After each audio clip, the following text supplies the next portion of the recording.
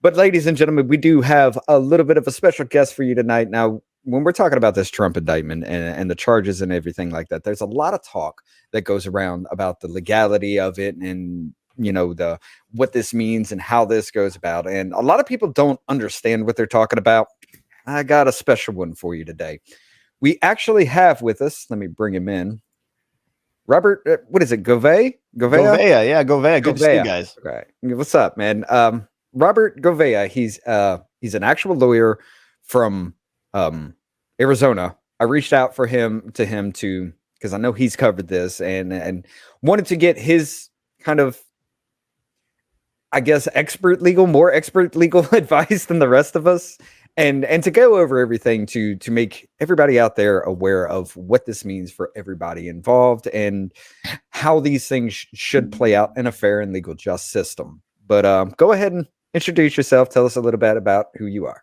It's good to see you, Drunken. Good to see you and meet you freely, Ashley. Yeah, my name's Robert. I'm a criminal defense attorney. We have a live stream that we do every weekday on YouTube. It's called Watching the Watchers Live. And we cover police, prosecutors, and politicians. And for quite some time, we've been following along the Trump various investigations. He's got a ton of stuff going on. And so we've been following all of his civil complaints. We've been following many of his different criminal investigations. I have a lot more experience in his criminal investigations, or I would say, background in criminal law, because I used to run a law firm here in Arizona called the R&R Law Group. Just recently exited that law firm earlier this year to focus on more of what I'm calling, practicing law in the court of public opinion, which is really covering a lot of these cases and shining a spotlight down upon these cases. We have been covering the January 6th cases and a lot of other kind of public interest cases, but I think a lot of cases that maybe need a little bit more attention, a little bit more breaking down, because a lot of what we see in the media is just copy and paste stuff from one journalist to another, and it's just not really telling the full story. So we developed these big, deep mind maps, and we've been zooming in and out on all of these various investigations. And of course, the New York investigation is massive, right? This is the one that actually has been filed, the one that's actually moving forward. And I think a lot of people are shocked that we are here. We've been speculating we were going to be here for a long time, but now we're here. They crossed the Rubicon, they crossed that line, and it's kind of a weak case, but there's a lot more to dig into and a lot more to come. I think that Trump has a long road ahead in terms of, battling back these various prosecutions, but it will be fun to watch as it happens and develop defenses, because I do think he's got good defenses for each and every one of them as well. All right. Okay. Yeah, we're definitely going to be diving into that a little bit here, but let's go ahead and kind of give a little recap of how we got here before we get into this. Now, of course, it is from my end, very, very political persecution, I guess would be the best word for that, but it is very dangerous that we are going after, for the first time, a sitting or former sitting president. These charges that have been brought up were because of the Stormy Daniels payoff. Of course, Stormy Daniels has denied multiple times that any of this happened. There was even a letter, and then later on, she's just like, well, no, I signed that under duress. Michael Cohen wrote a letter saying he paid off Stormy Daniels and never got reimbursed for it. And then all of a sudden, well, he is a perjurer. He's lied under oath several times, right, Robert? Yeah, he definitely pleaded guilty. I think there were a couple counts in there. I think they were part of the same plea deal, but they were two different offenses and two different dates. There was some testimony to Congress that was problematic, and then there was testimony to Special Counsel Robert Mueller that were both problematic. And yeah, Cohen is not a very credible guy. Not at all. And then again, he was supposed to be like, what, the special witness for all of this, right? Yeah, it's really hard to tell. Yeah, it's hard to tell because it's a grand jury proceeding. That's how Trump got indicted. So there's a couple different ways that anybody can get indicted. And even though we're talking about Trump, as crazy as this is, he's going to get indicted the same way anybody else is. There's nothing really special about the indictment process per se. It just happens to be a former president, which is historical. But the process is, in this case, it's done in secret. You can contrast that. Oftentimes we'll talk about, FBI special agents who will draft a big, long complaint. We'll look for a search warrant and an affidavit and all of that stuff. That's not what happened in this case. This case, has been being prosecuted for years under the seal of grand jury. So nobody really knows what's going on, and it was supposedly dead. I mean, this case was looked into by a number of different entities, and many people declared it to be dead. Many people thought Alvin Bragg himself declared this to be dead. And then it was resurrected, and a lot of people in the media were calling it a zombie case because we all thought it was dead, and then it came back to life. And to your question, it really came back to life when Michael Cohen was brought back to testify again in front of the grand jury. And then there were some other timeline questions about who testified first and who testified right after him. And then there was a lot of rumors that the grand jury was proceeding, and then after Cohen testified that it was off. I'm sorry, Cohen testified and it was on, and then Cohen's former legal advisor Costello testified the following day, and then it seemed off again, and then it came back. So I think you're right. I think that the actual star witness was Michael Cohen, but a lot of people really can't put together why, because it feels like he was already a witness that had been considered a long time ago and was disposed of. The FEC looked at this, and different U.S. attorneys looked at this, and nobody concluded that he was credible enough for this to move forward. But now it's back. Right. Is that why like no other prosecutors like really pursued this in earnest, was just because of a bad witness, or were there other components to it as well? Yeah, I think that a bad witness is a major part of this. And I mean bad as in bad. I mean, the evidence is just also not there. And a lot of the evidence relies upon Michael Cohen's statement. So, zooming out a little bit, Michael Cohen was Trump's lawyer for a long time and made all of these claims after the fact that is now sort of resurrecting this case that we're identifying. But if you look around Michael Cohen and you look at some of the documents that he sent during this same timeline. So in other words, Cohen said one thing, now he's saying something entirely different. But if you look back at the first set of things that Cohen talked about, there's a ton of evidence that supports that prior statement. So his original statement has evidence that supports it. This current statement, as far as we know, doesn't have evidence that supports it. So what I'm saying is that Michael Cohen has letters from his lawyer to other investigative bodies. So, for example, a big question about this particular crime is whether Trump made inappropriate payments and was cooking the books. Essentially, it's a bookkeeping crime, and if he did, then that might lead to, if he was spending campaign money on it, it might lead to federal crimes. If he wasn't spending campaign money on it, it would lead to New York crimes. And so there's all of these letters when the first time that this was being investigated from Michael Cohen to the FEC and to all of the other bodies that already investigated this, that confirm in writing that Trump is exonerated. Trump is far away from this. He's at an arm's length distance. And that evidence really hasn't changed as far as we know. When Michael Cohen was, fast forward, all of it was investigated and declined back then.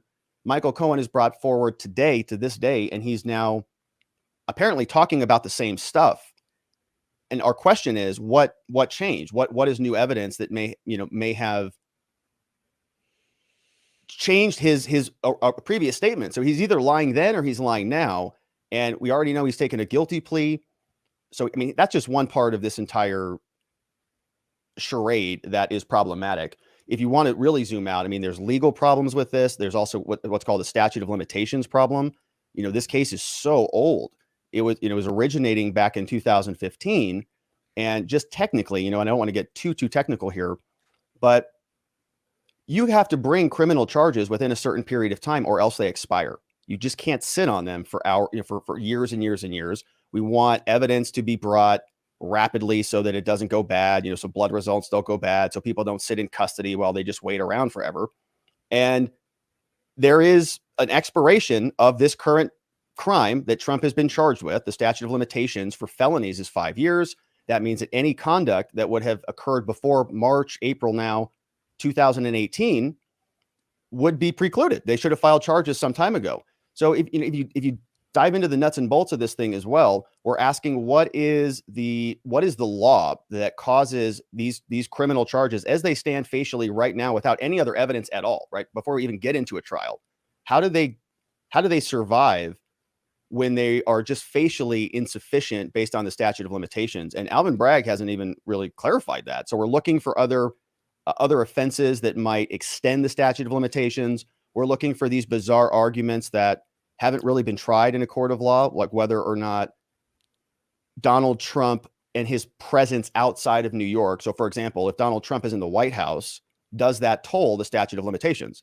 Does that mean that that 5-year window in which they can bring a crime is paused, so that when he goes to DC, that time doesn't count against the 5-year clock, if that makes sense? So now we're starting to sort of aggregate the time when he's outside in DC or when he's outside in Florida in order to justify this type of case. And it's just nuts to do that. You know, most of these cases, a prosecutor would look at this and say, this is an extremely weak case. I think I agree with Trump's lawyers that if this were not Donald Trump as the defendant, they would have not charged this. So I agree with you. I think it feels completely political. And that's just, you know, scratching the surface. And, you know, I can filibuster all day on it, so I'll shut up for a minute. Oh, no, you're good. But yeah, what is it? The statute of limitations on these charges individually of themselves is like, what, 2 to 3 years? Yeah. So for the lower level misdemeanors in New York, it's 2 years. The higher level felonies are 5 years. And the allegations of the bookkeeping charges, which if you pull up the indictment and the statement of facts, all of these bookkeeping crimes are from before that. And so how do you extend it beyond the statute of limitations? So if you zoom in on any of those, it's all pretty much falsifying business records, though. Every single charge is falsifying business records. Okay, Yeah. so all of them, yeah. But I mean, it's something like to the account of like he got billed, and that's a charge. He wrote it in his ledger like he's supposed to do for business, and that's a charge. He wrote the check, that's a charge. The check stub came back, that's a charge. Exactly something right. To that effect. Yeah, so zoom in on that a little bit so your audience can see just that first count. And if you go up to the first count, yeah, right there, you'll notice that it says an invoice, right? You see right there, it's on the second full paragraph, third sentence right there. Yeah, an invoice. Okay, so just think about this like any other transaction that you would do. You know, you have somebody who does your yard or something, right? They send you an invoice. You record the invoice in your book, and you cut a check to pay your landscaper, right? Or anything, or your lawyer, right? In this case. So Michael Cohen, you see here, drafts an invoice. If that's one count, okay, that's a felony count. Just the fact that Michael Cohen drafted an invoice dated February 14th. And what we'll do is we'll go down and you'll see in the second count. So Michael Cohen drafts an invoice. And if you scroll down into the second count just a little bit, you'll see there it is a voucher. Okay, so there's a basically he puts it into the ledger. So you see there's 2 ledger entries in February. I forgot there's actually 2 ledger entries. So it's a ledger entry right there. And if you scroll down to count 3, it's going to be another ledger entry, which is unusual. February, there's actually 2 ledger entries. The other months just have 1. But if you go into the fourth count, then you're going to see a check. So a check and a check stub, right? So if you follow that pattern, it's very simple. And that pattern is just repeated literally for every month of the year. Okay, so it's February all the way through December. It's like a recurring payment. Okay, it's like your Netflix subscription, right? Every month, every single month, Michael Cohen is sending an invoice, and then the invoice goes into the ledger. The ledger is paid by Trump. That's 3 felonies for one transaction, right? And they just multiply that times every month. And each one of those, as you see, all 34. All 34. There's a couple of weird months. Like there's one month where there's a late payment, but everything else that's it. I mean, it's literally that. I think in July, like there's an April invoice that gets paid back in June or something like that. I went through it in fine detail, but it's nothing even significant. It's literal bookkeeping crimes, and it's 34 of them. And our question is, if you look at every one of them, you know, they're going to say that's in violation of New York law, business law, section 175.10, committed as follows. And there's nothing in there that tells us what is extending the statute of limitations past that. So we've got a clock from that date On September 12th, 2017, the one count we're looking at right now, count 25. 20, 5 yeah, years 25. after that, right? Yeah, Is 'cause that was 2017. Yeah. And so it's expired. That time has expired. Right. We are So beyond that. how can they even pursue this if the statute of limitations has run out on every single like I don't even understand that aspect. Like how can you even do this? It's a great question. Yeah, it's a great question. Nobody really knows yet. And one of the first things that we fully so they're not scheduled for further hearings on this, I think, until December, if I remember that right. There's so many dates in my head, but I think that it's not for a long time. And December Trump's 4th. lawyers, one of the first motions I expect them to file will be a statute of limitations motion. But I think what Alvin Bragg will do is it's like a stopwatch. If he says that Donald Trump was outside of the state of New York, either physically, that tolls it. So if he's in anywhere else, right, traveling overseas as president or any one of those things, he's going to make that argument. Or the other argument is that the entire presidency is told. He doesn't get any of that time against him.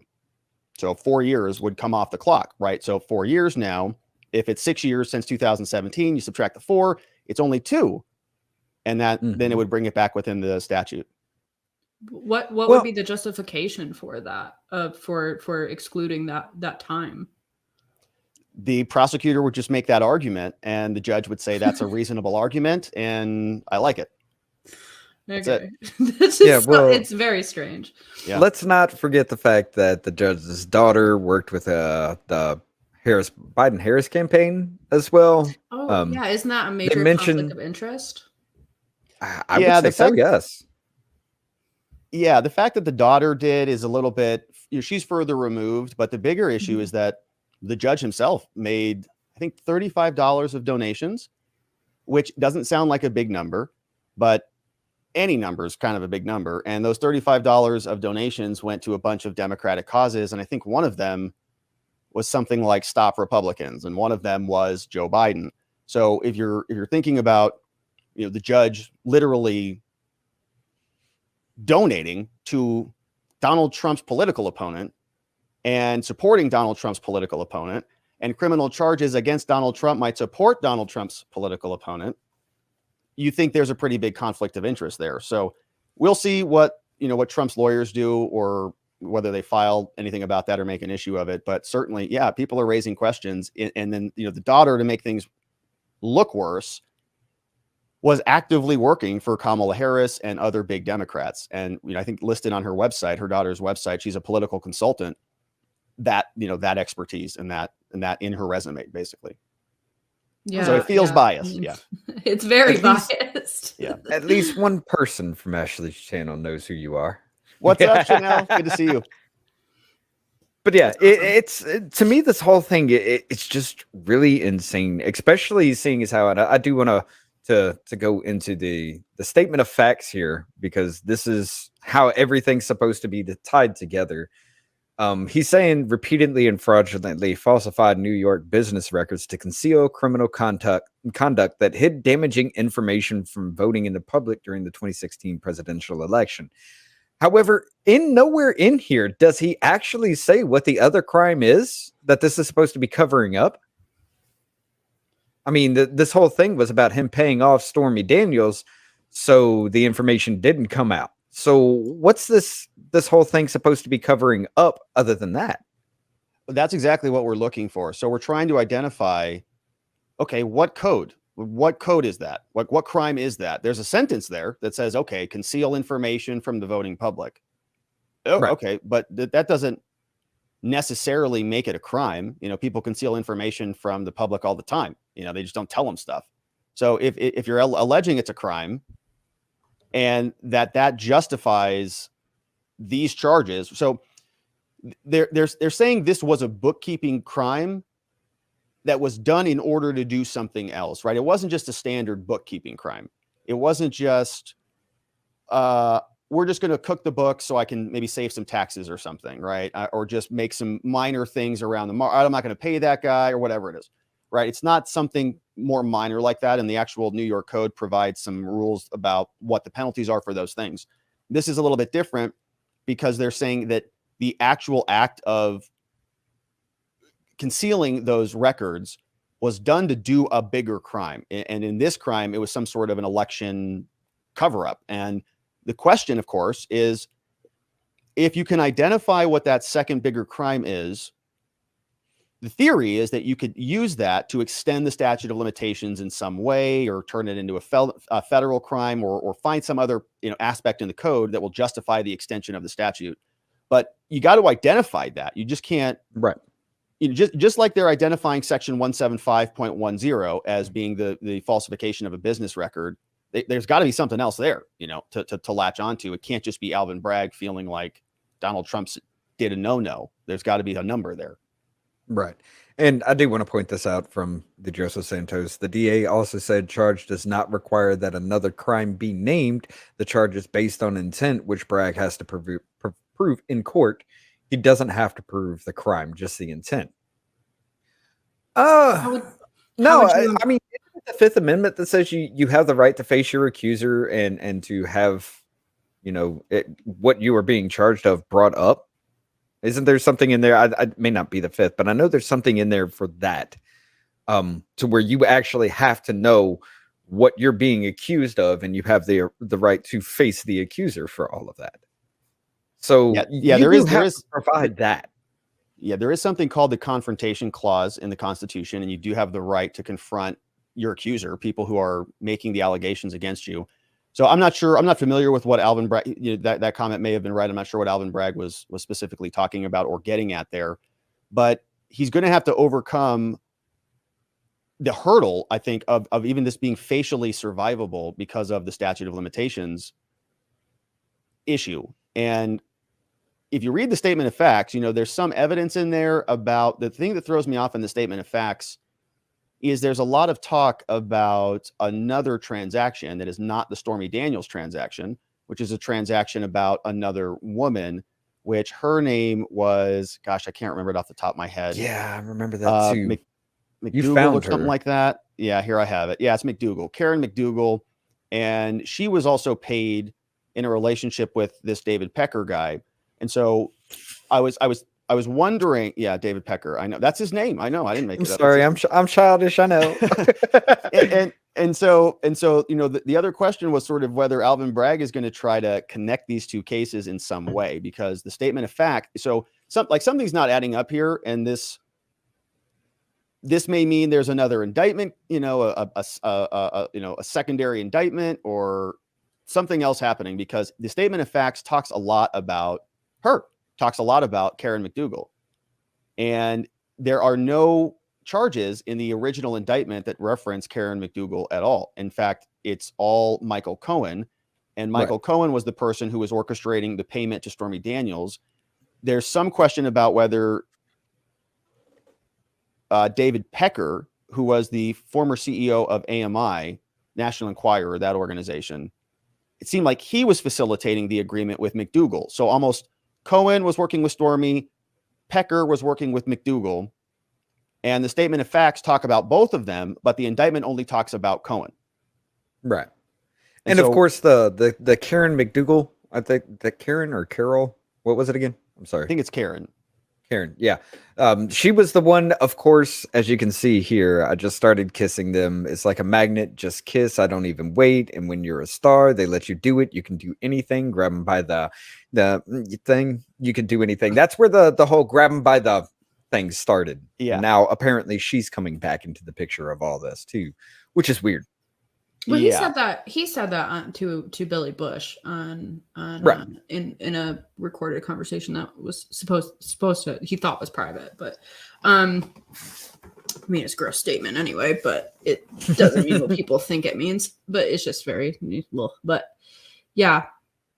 No, he was just saying when you're rich, they let you do it. He was remarking on like gold diggers, essentially, in a very vulgar way. Which, I mean, dudes will be dudes and very vulgarly with one another. But This whole thing is very strange, and I did want to ask, like, so this next hearing is set for December 4th, right? Is that a typical time frame, especially for like this like high profile case? It just seems like it's so far.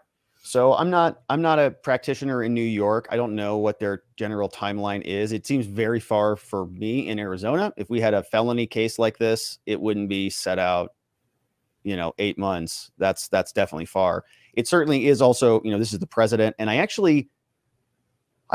imagine there will be more activity between now and then. A lot of this will be done, with motions and filings. And so I don't actually remember what that specific date was. The judge may set a bunch of other status conferences in between now and then. So there will be, more activity on the case. But no, I mean, it is a complex case. It is the president. The judge is probably granting, additional time. I can't even imagine what the courthouse was like when they had to shut everything down and technically, just get him in and out of there. I can't even imagine what that was like. If I was an attorney, who had to show up to court that day, I probably was pretty upset about that. But it's a big production. It's historic, and it's also gonna, I think, conveniently be placed right in time, right around the next election when things want to really heat up, right when you can really kind of January 14th. Skewer Trump, drag this out into the election. Yeah. Okay. So how do you feel all of these charges in a fair, just criminal system? How do you feel all of these charges are going to wind up in the courtroom as far as that goes from a legal standpoint? So this case, I think, is actually very weak, unless there's something else coming that we haven't seen yet. I mean, we read through the statement of facts. We've seen other comparable cases. You can look at John Edwards cases, and John Edwards, you remember, he was a Democratic primary nominee. I think he was running with Obama back during that race, and he ran into a similar situation. There was a situation where he was paying off his mistress. He had a child with her, and that situation turned into criminal charges because of money that was paid and all the things. He ended up going to trial, very difficult case to prove, and he won. He was acquitted on that. And so I think that there's legally a lot of room for Trump to win this. I think, honestly, it shouldn't have even been brought. If you were in any other reasonable jurisdiction, I don't think a prosecutor would have brought these charges. I mean, just truthfully. So if this was in Texas or in Florida, I don't think this case would have ever been brought. But if you look at it, Alvin Bragg, Letitia James, the Manhattan DA is Alvin Bragg, the New York Attorney General is Letitia James. They both literally ran for office on the basis of prosecuting Trump. We've got clips of them. We know that their offices were infested with people that just wanted to remove Trump. They went and specifically hired people who were working for free to remove Trump. I mean, it was an orchestrated endeavor. And I think that a lot of New York, the constituency there, the people who are going to be on the grand juries, the people who are going to be on the jury panels, if the case does go to trial, I think that they'll convict him. And I think if the judge can thread the needle on this to keep this case survivable, he will. And I used to not always think that, but we've also been following the January 6th cases, and we've been watching what the judge will do to turn themselves, and the prosecutors turn themselves into pretzels in order to make these things move forward, even when their cases are extremely weak. So in a reasonable, rational court, I think that this case would be dismissed. I honestly don't think it would have ever even been brought. And I think it's reprehensible that it has been brought by partisan political prosecutors like Alvin Bragg and Letitia James. But that being said, I think it has been brought. And I think that unless, I still, unless there's something else that we're missing here, I still think that it is facially deficient. And I wouldn't be surprised if it was dismissed on a statute of limitations argument, unless there is a novel, groundbreaking new ruling that establishes new law that says that when you're out of state, this tolls the statute of limitations and all of these new things. But those may have already been decided, right? They may have already got the game plan out here, and they're just running the plays. Okay. All right. So to me, it sounds like nobody should actually kind of be worried about this case. But do we have anything as far as like any knowledge of what Georgia wants to bring, or DC altogether, or is that still on the hush hush? Yeah, those cases I think are actually bigger liabilities for Trump. I think this case, even a lot of people know this case involves payoffs to Stormy Daniels and Karen McDougal, and they're not too concerned about that. You can look back to Bill Clinton or any one of these other political scandals that involve payoffs between politicians, and I don't think they carry a lot of weight with them. The fact that this is also legally pretty weak, I think, makes this case weak. But the others, I think there's more to them in terms of potential problems for Trump. The Georgia case is involving the phone call that he made after the election, where he was asking them to go find some things. He had questions about what happened then and made a phone call. And there was also some presentations that I believe Rudy Giuliani and other people were giving to their local legislatures. If you remember that, they were, saying, hey, we've got demonstrable evidence of things. And Fannie Willis is the prosecutor who is leading that charge. And she's been presenting evidence. And we heard from her, actually, there was the grand juror who I believe was Emily Kors was her name. A little bit of a strange woman. She told us that there's a bunch of indictments coming. And they actually did release a partial summary of what happened in the grand jury proceedings. And we were reading through it and we were trying to tease out, there was, I think, 6 or 7 blank pages in the full document. And we were trying to see, all right, what's supposed to be in there that was redacted out. And the grand jury foreperson, Emily Kors, I think was her last name, said there are indictments coming. She didn't say whether it was coming for Trump, but she certainly kind of hinted that maybe it was. And I think I probably would suspect there will be another one. I sort of feel like they set up some dominoes to knock them down. I think we'll see New York. I think we'll see Georgia next. Georgia meets again in May, I think, for another grand jury. This was a special grand jury session, and then they're going to have their regular grand jury session coming up. And then after that, I think Trump's biggest threats are going to be from the special counsel for, there's 2 different branches of that investigation going on as well. Okay. Well, you got anything else on this part, Ashley? I mean, he did a wonderful job of answering most of the questions that I had lined up. I think, so how does the presidential bid work through all of this?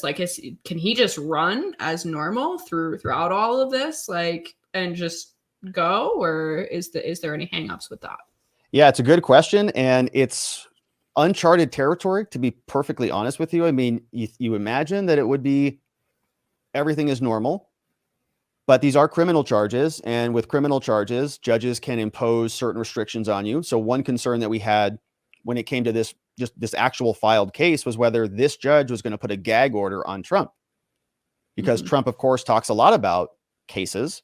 He's campaigning. If he talks about this case and he says this judge is something, or this case is whatever, or this prosecutor is this thing, what if the judge puts a gag order on him? Now you've got this real serious conflict between his right as a presidential candidate, somebody who's running for office, and the sanctity of the criminal trial. And the judge might say, I have precedent over your campaign, so you have to shut up about this. And then we have a free speech problem, which I imagine would implicate the Supreme Court. And what happens if there is a gag order and Trump violates the gag order, and the judge says, now there's going to be contempt of court and you show up or I'm going to arrest you and put you in jail as a candidate. And Trump says, do it. And we just wait around, for this whole thing. And we have a major breakdown of the system, which is why these things don't happen, which is why you don't prosecute political opponents in this country. It's nuts. It's like dividing by zero. It's the dumbest thing ever. Or it could go regularly. Trump could just have, one indictment. They decide not to indict him on the others. That case gets dismissed. Trump moves forward. He gets warnings from special counsel or something, and he gets elected. Or he could get arrested, put in custody, and win the presidency theoretically from a jail cell, and then pardon himself, I would imagine, let himself out, and then fire the whole DOJ. That would be awesome. I think that'd be great. I'd be, it would be a story. It'd be a good story, that's for sure. I mean, if that's the case, I'd vote for him just to say we had a convicted criminal sitting in the White House that pardoned himself and fired everybody. Pardoned himself. All right, from jail. We get that all the time. But whatever. I mean, this is all right. We're gonna go through one little thing here before we start taking questions from you guys for Rob here. I do want to come across this. Now, I'm not too versed in this myself, but Republicans demand Manhattan DA Bragg turn over docs related to the Trump investigation, potential indictments. So the Republican chairman of the House Judiciary Oversight and Administration Committees issued a letter to Manhattan District Attorney Alvin Bragg on Monday, demanding testimony and documents related to the investigation and potential indictment of former President Donald Trump. The joint letter from the House Judiciary Chairman Jim Jordan, House Oversight Committee Chairman James Comer, and House Administration Committee Chairman Brian Steele is the first action by Republican House committees in response to Trump saying that he expects to be indicted this week after House Speaker Kevin McCarthy quickly announced he planned to use committees to probe the potential indictment and whether federal funding was involved. This kind of led into Alvin Bragg trying to sue Jim Jordan. There was a temporary restraining order that was, I think that was denied, was it not? I believe it was. I think that there was a filing problem and Alvin Bragg didn't attach some certain documents and the judge said, correct that. And I don't know if he did that or what the actual status was, but yeah, so it was a recent filing and he's basically asking the court to stop Congress from investigating him. And it's going to be an interesting debate here. Jim Jordan is saying that we've got authority to come in here as Congress and investigate what you're doing. And Jordan's really using a lot of the same tools, a lot of the same legislative power that the January 6th Select Committee used to go do whatever they wanted. Congress is almost using now Jim Jordan. It feels like he copied and pasted the same thing from Liz Cheney, and he's using the same thing and shoving it right back down their mouths, which is enjoyable, but they don't like it, and now they're saying that this is an overstepping of Congress. But I think Jim Jordan, I actually don't like this. I wish Congress had a lot less power than they do, but they have a ton of power.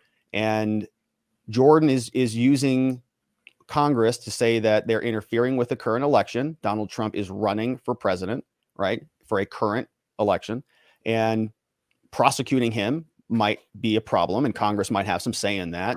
And there's also evidence that Alvin Bragg's office used federal funds from Congress to conduct this prosecution. And so certainly they've got jurisdiction there as well.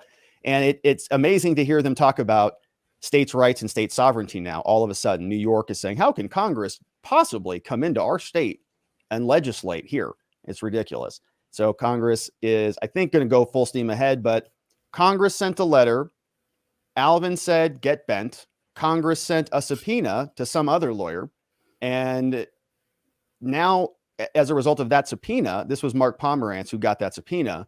Now, Alvin Bragg filed a lawsuit against Jim Jordan and Congress, which is nuts.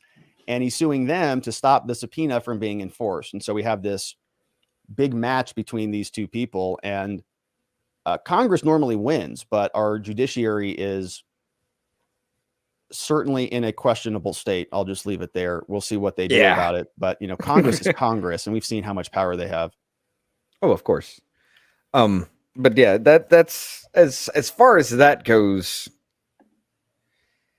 I don't know. Alvin Bragg there was talk about him leaking the actual indictment himself, and that is pretty illegal, is it not? Yeah, everything was sealed, it was supposed to be unsealed when he arrived at court, and this came out before he arrived at court. I mean, that's kind of an issue too, is it not? Yeah, I don't know what the timing of that was, but there were certainly questions about it. Yeah, grand jury proceedings are supposed to be buttoned up, extremely tight, extremely sealed. They're private, secretive hearings for that purpose. You want to protect everything that goes on in there. So this has been a repeated thing with Donald Trump throughout really all the media and every single case that we've talked about. It's very strange. The special counsel is continuously leaking. The Washington Post and the New York Times are getting their stories. We're always amazed. How do they know about this? And I think we were covering some article on our channel the other day where Washington Post, I think, confirmed with 8 sources familiar with the investigation. And I was like, what are you talking about? Normally it's like 1 source or 2 sources. They had 8 sources. I'm like, were they at happy hour together or something? What the heck is going on? This is supposed to be a secretive proceeding where this stuff is not leaking. But if it's Donald Trump, there's like this almost 2-way street. And they just are openly communicating as long as it's useful towards getting Trump. Okay. Yeah. it all seems very much like a coordinated attack, really. Like that's all of this is it's too big of a coincidences and the conflicts of interest and just the insane charges that are coming through. You know, even if you don't like Donald Trump, you should at least be able to, not you personally, you know, generally you, but like people should be able to at least acknowledge that this is wrong, and it's, you know, we're going after a political opponent specifically to try to take them out of the running. And to me, it's like, why are you so scared of this man winning again? Like that's always what I come back to, is why is there this huge effort at every turn? How many billions of dollars have been wasted on investigations and proceedings and all of this to come up with essentially nothing. I agree. I think it is a derangement syndrome, as they say. I really can't explain it. And we've seen this even come out in these prosecutions. Letitia James, the New York Attorney General, she said that her soul, she feeds her soul with prosecuting Donald Trump. And I'm just thinking, this is a little bit nuts, because what you're doing is you're crossing a threshold that we do not come back from, because in order to win, once we've crossed that line, both sides have to play this game now. Republicans are going to have to start thinking this way, and it's mutually assured destruction when you start prosecuting your political opponents. And other foreign leaders are recognizing this too. You know, if this was happening in any other country, and it does happen in other countries where they prosecute their political presidents, you know, their opponents, we say, this is nuts. These people are crazy. What are they doing here? This is a third world country. At least we have democracy in America. And then we turn around here and we're prosecuting Donald Trump, and people are screaming, chanting, you know, like this is a great thing. You've got the president of Mexico who is mocking the thing, saying they're prosecuting him now. El Salvador was saying the same thing. And I think, you know, other countries are recognizing that this is not what it once was. We're crossing into new territory here. It's uncharted territory, and I don't think it's good. If El Salvador stands on a moral high ground above the United States, we have a problem. I know. I know. They're making good progress down there. You know, I think their murder rate's lower than New Orleans now. So it's they're really doing good work. Oh, so they're coming up. Can we get Mexico involved in that too now? Yeah. But yeah, apparently Canada's going the opposite direction. But yeah, if y'all want to ask Rob any questions here, go ahead and put them in chat. I got a few of them. I'll be bringing them up as I look through the chat here. We got one from Heater Odox, says, can Bragg be countersued? Yeah, it's a good question. I think you can countersue for basically anything. I'm trying to think, you know, offhand what a good reason would be. But yeah, maybe just interference with a congressional investigation. Well, I think the better thing to do would be to subpoena him. You just exercise the strong arm of Congress. You just say, all right, that's it. We're not playing around anymore. Now there's a congressional subpoena, which they have not done yet. And then they litigate that. And that, you know, I think that's escalating it. What Bragg has done, Congress, I'm sure, is retooling right now. I think a countersuit could be perfectly appropriate. I know that the Judiciary Committee, I think, was going to be scheduling a little field trip to New York to go there and do a seminar about how much crime is in the streets. They were going to go walk around, talk to people, and sort of do an assessment about crime. And if Bragg interferes with that, or if he does anything, you know, that might try to stonewall Congress, certainly I think they can countersue him. I'm just trying to think of something that would be fun and clever, but definitely they can if they wanted to play that game. But I think the bigger move is Congress. Congress is Congress, and it's the Judiciary Committee. And so just like the Select Committee people were quivering in their boots. They were demanding people come in and testify. They got a lot of compliance there. I think they should use that same leverage with this case. Yeah. I mean, if they're going to pull that, turnabout's fair play, an eye for an eye kind of situation. I know it's a dangerous road to go down, but I'm honestly, I'm of the belief, me and Ashley had a fight about that last time. And I'll touch on that after Rob's gone. But I'm on the belief actually of, you know, if the only way they're going to learn is if you do to them what they do to you. You make them feel the pain that they give you. They learn, hey, what I did was bad. I need to back off. Let's drop. You know, if you just let it keep rolling and you just keep turning the other cheek, they're just going to keep steamrolling it. You know, And with something like this, I do feel like something has to be done to counteract that, and including the GOP trying to indict Biden now, which let's do it. They got a bigger Well, claim on that. You know what's frustrating is like if somebody has broken the law, if they have legitimately committed crimes and done something wrong, I don't care who they are, I do want them held accountable. But when you have these cases that are, dead in the water, so to speak, where, like you said, everybody was just moving along and going, there's nothing really here. And then all of a sudden it gets brought back up and all of a sudden it turns into all of this, then it's obviously, not that. It's obviously not legitimate. And now I feel like this is just going to go on and on and on for eternity. We're going to waste so much money and resources and people's time pursuing things that just nothing. And it's frustrating because it's like, I think Biden has done some things that would warrant this, but now after all of this, it's just going to look like the tit for tat. We're just doing this because you went after Trump, so now we're going after Biden. And I think that's where my frustration lies. Is just like this is much bigger than just sticking it to the other side. And I think that tribalistic mentality has just completely ruined all integrity for not only our justice system, but our, systems of government. And, I don't know, like, I think overall, like, I guess I would ask, what would you think about all of that? Do you kind of view these systems as like corrupted by politics in a sense? Does it something that bothers you being in the profession that you're in?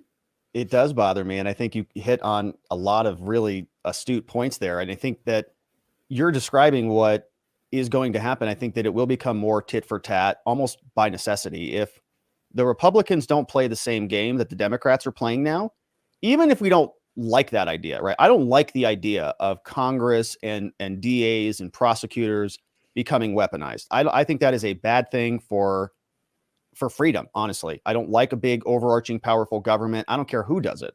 But if the Democrats are going to do it, if they're going to play that game and they're going to use these tools in order to claw control of the country into their favor, the Republicans have to do it as well. Otherwise, they're going to be playing at a disadvantage. They're going to be playing with a smaller set of tools, and they'll all end up in prison, or they'll all end up as, vassals of the Democrats, essentially. Whoever captures the flag, whoever captures the court building, whoever captures the DA or the attorney general's office or the presidency is going to start taking strong action and purging the rolls and replacing it with all of their own sycophants. So it becomes a big problem. I'm with you that I don't want presidents committing crimes. I don't want Donald Trump committing crimes. I don't want anybody committing crimes and leading this country. I think we should have very high standards for all of that. But if we want to start prosecuting Trump, I think it should be the same standard that applies to everybody. You'd have to go out and prosecute Hillary. You'd have to go out and prosecute Biden. You'd have to go out and prosecute Obama. They all committed similar crimes, which is money crimes, FEC crimes, campaign fundraising crimes, all of it. But only one person gets singled out. It's Trump. The rest of them escape. Obama committed murder. He literally bombed a United States citizen abroad trying to take out an enemy's bloodline, essentially. But he was a United States citizen. He murdered a United States citizen. Dick Cheney shot a guy in the face. That's true. So, let's go down that line, shall we? That's not funny. That's not funny. That guy got shot in the face. No, it's not. That part's not funny. It's just like the story's I didn't funny. expect to hear That's that. not. Like, No, no. I'm just kidding. The delivery. It's a funny. Look, I agree. I think you could indict a ham sandwich. I often would joke with people that you commit a crime driving home from work basically every day. You break the law somehow. You make a wide right turn, you stop in the median, you're following too close, whatever. If a cop don't turn on that blinker. Exactly. You don't turn on the blinker, any one of those things. If you're driving home from work at 5 o'clock, you're not going to get stopped. But if you're driving home from a bar at 2 a.m., you do the same conduct 2 different times, one you get arrested for. So they can just identify, ways to make these things hurt. And with Donald Trump, there has been an orchestrated set of lawsuits and lawfare brought down to bear upon him for a long time. And we just uncovered that in one of his other civil cases, where he is being sued by this woman called E. Jean Carroll for defamation. Actually, 2 lawsuits, one for the R word, the other for defamation. These cases are ancient, I think over 20 years old. And we just learned in a recent disclosure, trial is scheduled for April 24th. So Trump has another civil trial scheduled, not next week, but the following. And we just learned that that entire lawsuit was being backed by a billionaire called Reid Hoffman, who's the founder of LinkedIn. So what we're seeing is millions of dollars being funneled around to different litigants. In this case, it's one woman from 20 years ago who, you know, I don't know how well she is, who was coerced, essentially, in my opinion, to bring this lawsuit because of a bunch of Trump haters, in particular, one guy called George Conway, encouraged her to file this lawsuit. This lawsuit has been dogging Trump for years now because they know that they can just keep hitting him. It's like death by 1,000 cuts, litigate, litigate, litigate. And many of these claims, I mean, you know, every one of the claims that we've covered has been lacking massively, but that's not the point. The point is, it's not even about the underlying offense, which is what is so nefarious about this. So this woman was claiming that Trump assaulted her in a bathroom, in a changing room at an old department store back in the 90s. She made the claim against Donald Trump, said he did this to me. That's not what the original, that's not what this current disclosure is about. Trump responded to her and said she's a liar, and now she sues him for defamation on top of that, right?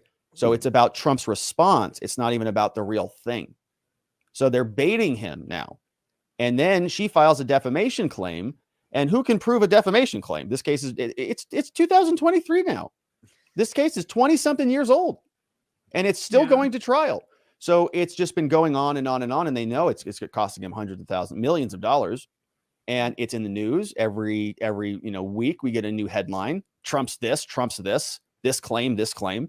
And it's a full-on onslaught. And the media loves it. They just take it, copy and paste, write articles about it, and get the clicks. You are going to be covering that, correct? We're covering all of them. Yeah, we've got a whole mind map going. Yeah, we're getting into all of it.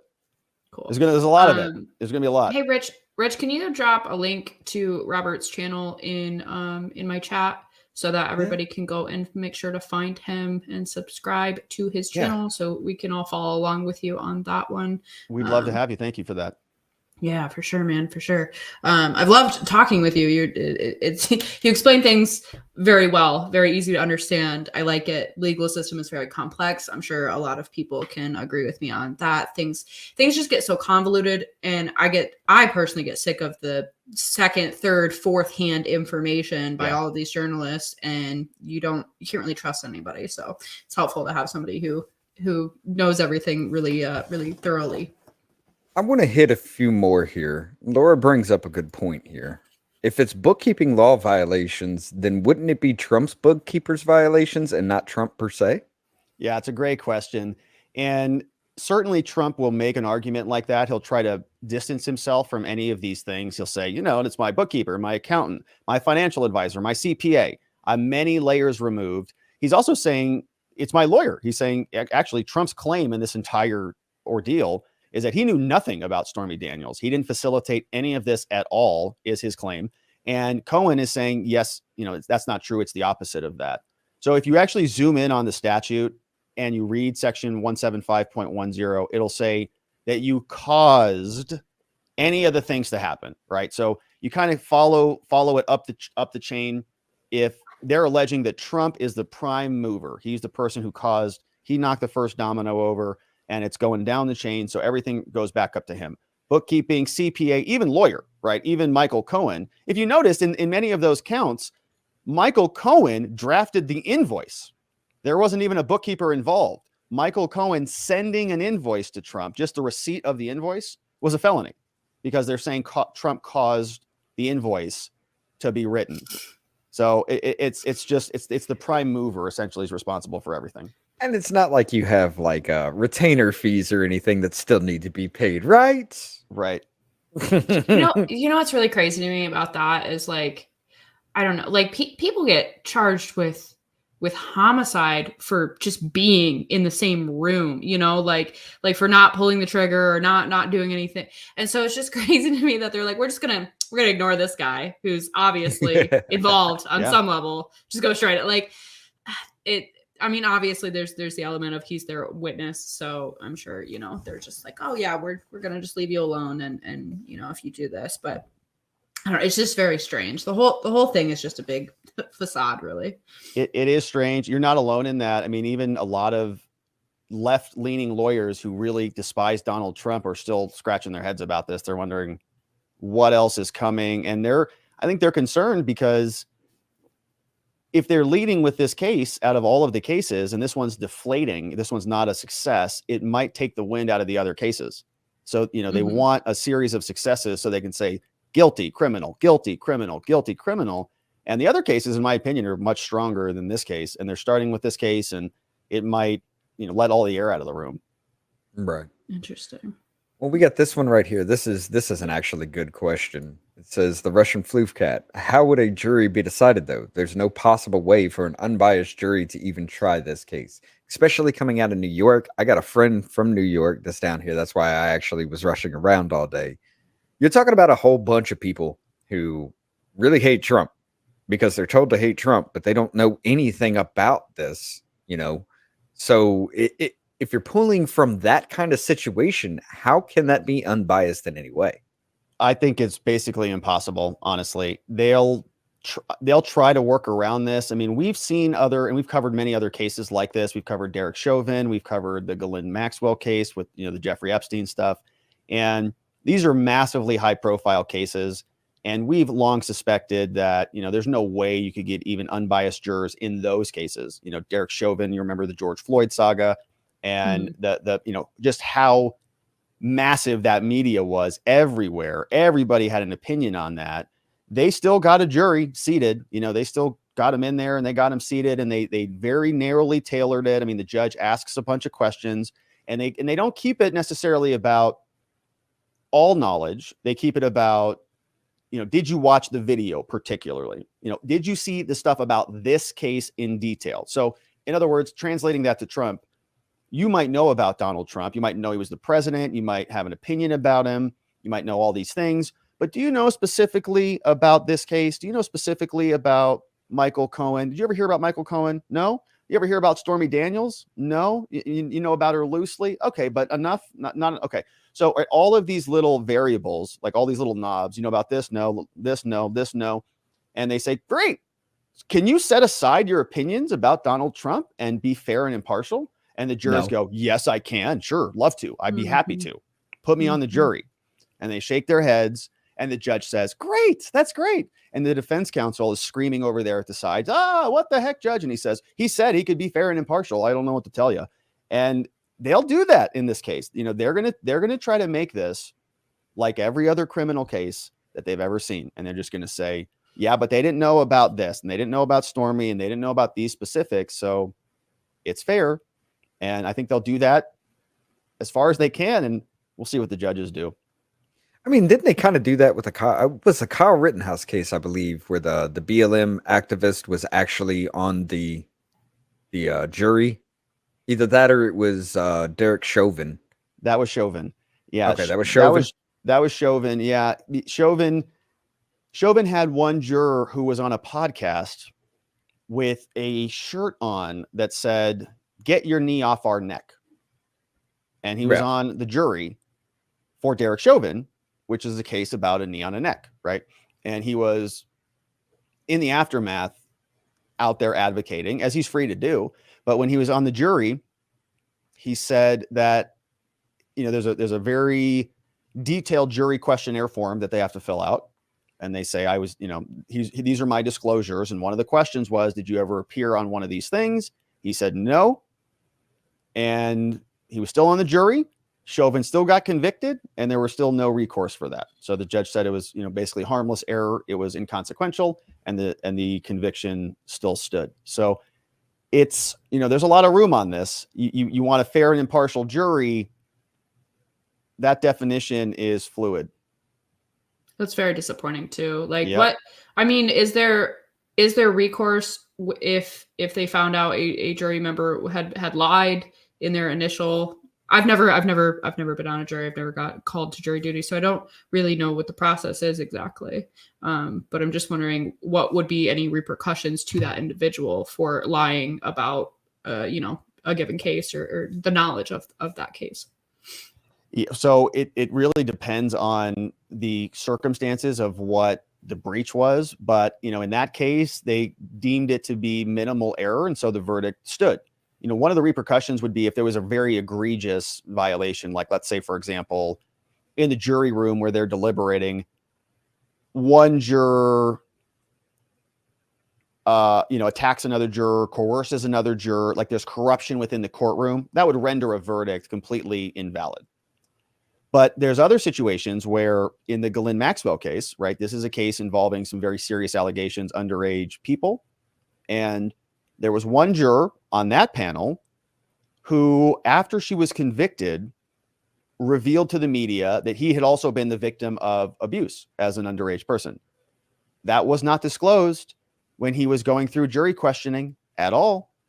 And he also communicated that fact in the jury room. Okay, so the defense said, anybody here going to be on the jury panel that is, might have a bias about this type of case. Obviously, if you're the victim of a crime, you're going to have a problem with it. You would imagine, right? You'd feel a way about somebody who's being charged with those things.